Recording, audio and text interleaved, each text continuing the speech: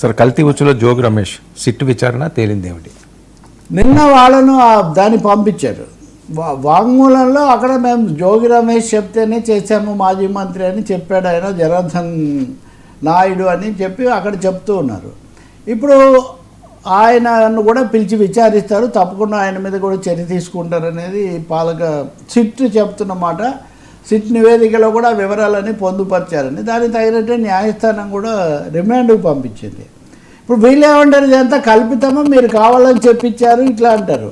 ఇక్కడ సమస్య ఎక్కడ వస్తుందంటే వైసీపీ వాళ్ళు కొంతమంది మాట్లాడుతున్నారు, సరే టీడీపీ వాళ్ళు, అది ఆ వాదనలో కొంచెం తర్కం ఉంది. ఏమని, జయచంద్రారెడ్డి అనే ఆయన తెలుగుదేశం కాబట్టి తెలుగుదేశం మీద చర్య తీసుకోమన్నప్పుడు ఈయన నేను జోగి రమేష్ చెప్తే నేను చేశానని ఈయన చెప్పిన దాని మీద కూడా చర్య తీసుకోవాలి కదా మీ మీద.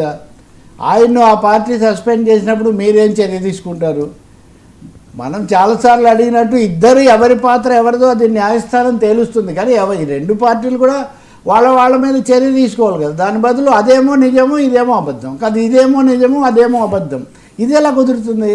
సో కల్తీ మద్యము, దానివల్ల కలిగే హాని, దానివల్ల కలిగే ఆర్థిక నష్టం తప్పైనప్పుడు ఆ చైన్లో లేకపోతే ఆ రింగ్లో ఆ మాఫియాలో ఉన్న వాళ్ళందరూ కూడా నిందితులే కదా. పూర్తి విచారణ తర్వాత జరుగుతుంది. ఇప్పుడు జోగి రమేష్ను కూడా పిలుస్తారా లేదా నేను చూస్తున్నా. అదే ఇంకా జోగి రమేష్ని అరెస్ట్ చేయలేదేంటి, ఇంకా పేర్ని నాని అరెస్ట్ చేయలేదేంటి, ఇట్లాంటివి కొంతమంది ఏమో ఆగ్రహవేశాలకు గురైపోతున్నారు. సార్ అన్ని కేసులు కోర్టుల ముందుకు వెళ్తాయి, జడ్జీలు చెప్పడము, పోలీసులు చట్ట ప్రకారం అక్కడ నివేదించడం, ఇది ఒక ప్రక్రియ జరుగుతుంది. చాలా భారీ ఎత్తున జరిగినంత వరకు జరిగింది కదా. సో అవే ఆ దశలో ఉన్నాయి. ఇప్పుడు జోగి రమేష్ను కనుక నిజంగా పిలిచి విచారించి ఆ విచారణ క్రమంలో అరెస్ట్ చేస్తే అది వైసీపీకి ఇంకొక కుదుపు అవుతుంది. రెండవది, వీళ్ళు మొదలుపెట్టిన లిక్కర్ స్కామ్ వేరు. మొదట్లో లిక్కర్ స్కాము, లిక్కర్ విధానము, దాంట్లో చేతులు మారింది అని అప్పుడు రాజగసిరెడ్డి, చెవిరెడ్డి భాస్కర్ రెడ్డి వీళ్ళందరినీ పెట్టిన వ్యవహారం వేరు.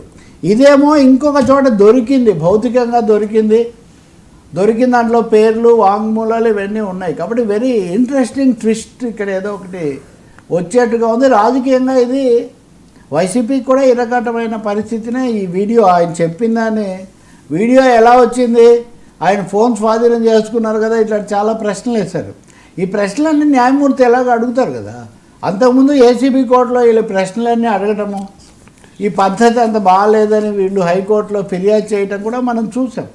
కాబట్టి మనం విచారణ అన్నది పోలీసులకు కోర్టులకు వదిలేద్దాం, దర్యాప్తు అరెస్టులు అనేవి పోలీసులకు వదిలేద్దాం. అంతేగాని ఏ పార్టీ అయినా మా పార్టీ వాళ్ళని మటుకు ముట్టుకోవద్దు, అవతల వాళ్ళని చేయండి అంటే అది సాధ్యం కాదు కదా.